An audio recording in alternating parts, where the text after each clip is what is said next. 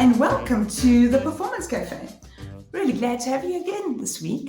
I've been looking forward to seeing you. I've had a lovely Easter weekend. I did some work outside in the garden, so my nose is nice and glowy.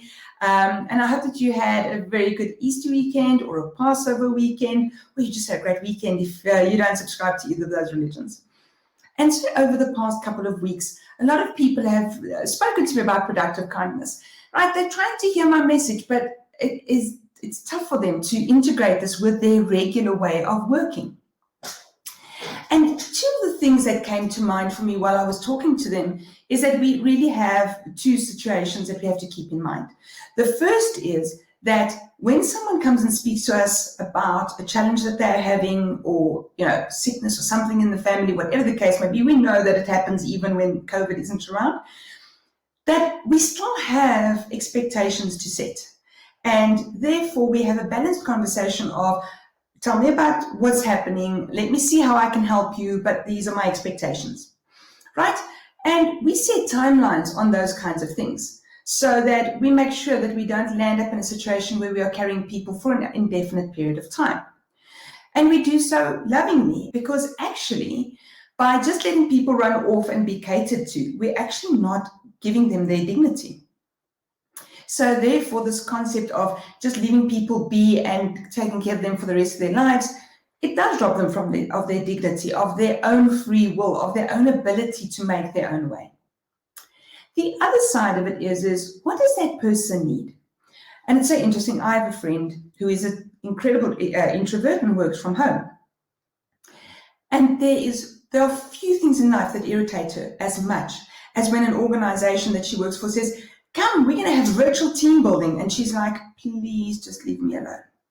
She doesn't mind that everyone else goes on the team building without her. She doesn't mind that they enjoy it, that they get extra whatevers. It doesn't matter to her.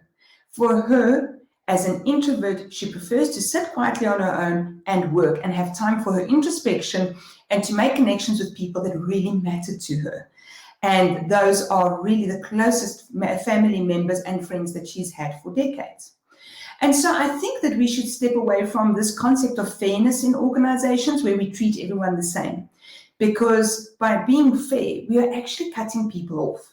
There are people who want to be included. There are people who don't want to be included. There are people who want to be pampered and be spoken to every day, and there are people that just want to be left alone. There are people who want to collaborate and be part of a group. There are people that do not want to.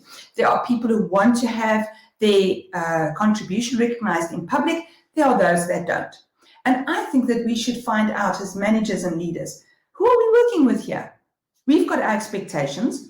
What is this person's personality type like? What are their strengths? What is it that they need to collaborate happily in this environment and give their best?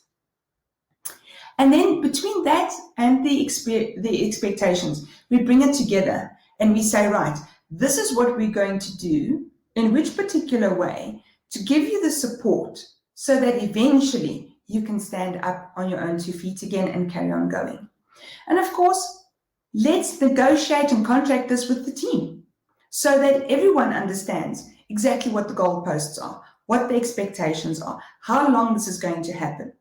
And pretty soon, the team will tell you when they do not want to support someone anymore, because what they will not do is a team will not support someone that doesn't support them.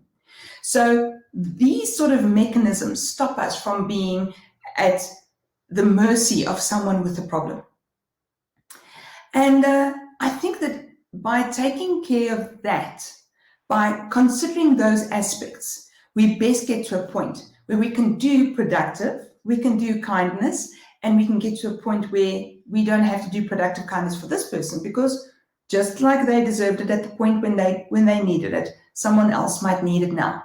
And so we do also need to distribute it across people who need it. So that was a very quick and dirty solo from me today. I do hope that you enjoy it. I hope that you find some value in it. And then I will see you on Friday for the next episode of our Coffee Companions.